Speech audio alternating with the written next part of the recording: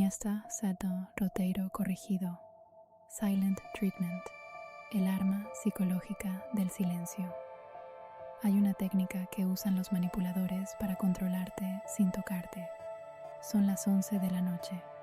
El gato está en el sofá. Tú estás en la cocina esperando que alguien te hable primero. Llevan horas sin decirte nada. No hay pelea, no hay explicación, solo silencio. Y tú sientes que hiciste algo mal, aunque no sabes qué. Eso no es una pausa, es una técnica. Se llama Silent Treatment, el silencio como castigo deliberado. Lo que sucede en el cerebro es medible. Estudios de neuroimagen muestran que el rechazo social activa las mismas regiones asociadas con dolor físico, particularmente la corteza cingulada anterior.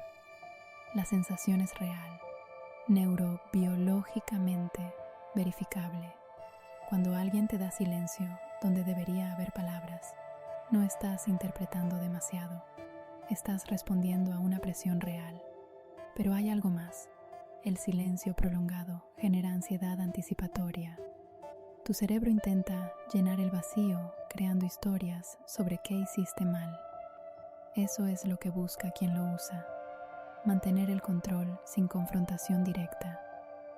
¿Reconoces este patrón en tus relaciones? ¿Alguien ha usado el silencio para hacerte sentir responsable de lo que no dijeron?